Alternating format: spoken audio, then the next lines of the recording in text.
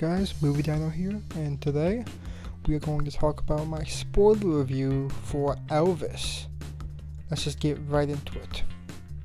Okay, so this movie is insane in many ways. So let's just talk about Baz Luhrmann for now. Baz Luhrmann has directed Great Gatsby, he's directed other movies, but if you don't know, he loves putting in as much set work, as much detail as he can.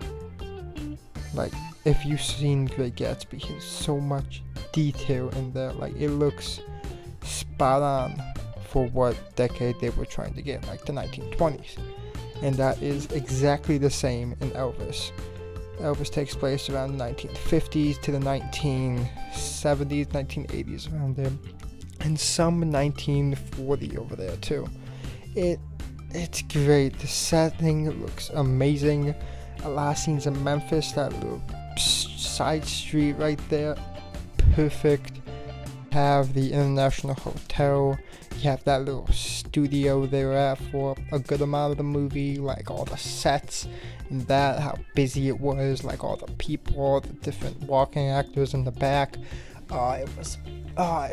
It made me feel like I was in like the 1960s, 1970s. It made me feel like that. And another reason why all the hair, the makeup, all that, the hair, the sideburns on the sides of the faces, that's just pure 60s right there, and it's perfect. Like, that's awesome. You really don't get to see a lot of Graceland in this. It's mostly just you just see the main house. There's one main house, but just their fathers, their mother and fathers. That's the main thing you see. But another thing we could talk about is the music. Of course, this is a movie about music, so it's gonna be a lot, and it is a lot. This Elvis Presley songs are amazing. You see how he's implementing the band in some parts and all that, and then but the main thing that got me is Elvis Presley songs, the music, the strings or the horns playing that are in the background, the theme during some parts. There's a scene at the end where Priscilla and Elvis, they were saying goodbye, and then you could hear the strings in the back just playing a song that Elvis has sung. Amazing, it's so good. And now let's talk about the acting. Tom Hanks, amazing acting, of course. His accent, beautiful. And here's the thing, Tom Hanks was the villain of this movie, but he was also narrating it, so it was so cool to see his perspective. I got attached to his perspective, but I wanted to root for both Tom Hanks and Austin Butler at the same time, but I know I couldn't. It was so good. And of course, Austin Butler, his acting too, the accent, the Elvis Presley accent, it was spot on. It was perfect. It was great. And of course he had the chops. He was singing too.